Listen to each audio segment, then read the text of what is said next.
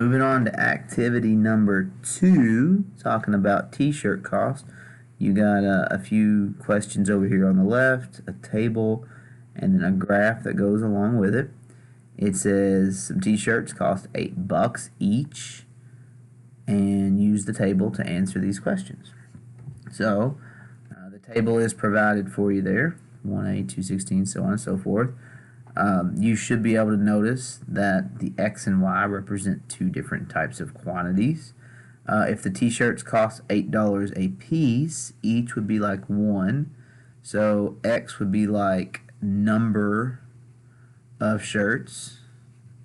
So that's what the X represents. What does the X represent? The number of t-shirts.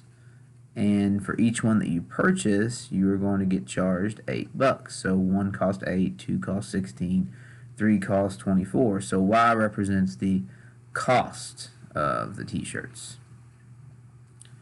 So that's a pretty easy notice from side to side there.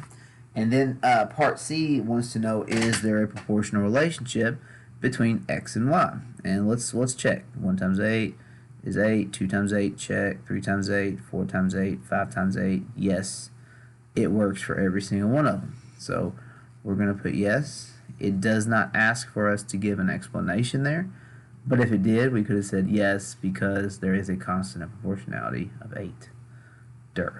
So moving on to the next part, we are expected to graph the said table that is provided. So when X is 1, we have 8. It looks like these lines are counting by 2s. 2, 4, 6, 8, 10. Yes, so 8 would be right here when we plot it.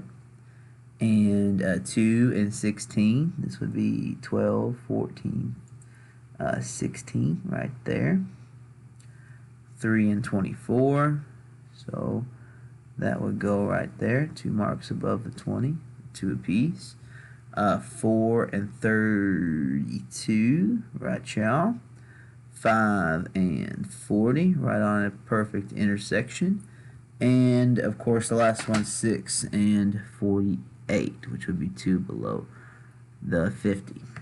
Things that we need to start noticing about these graphs of proportional relationships, because it's about to start asking you this question. When you graph a proportional relationship, you're always going to notice that it is a straight line. And you're also going to start to notice another thing. Not only is it a straight line, number 1, but number 2, you're going to start noticing that it always passes through a common point. And that common point is that it always goes through this part of the graph, the intersection of the X and the Y axes, which has a special name. It passes through the origin. Pass through the origin. Or 0, 0 if you were going to give the ordered pair for that placement. So you're going to start to notice that, and then I think we're going to have some questions about it later on toward the end of this lesson. So big takeaway for this particular part of the activity and lessons is that this is what we start to notice with these proportional relationships. Straight line passes through the origin. Always has those two things that it fulfills, satisfies.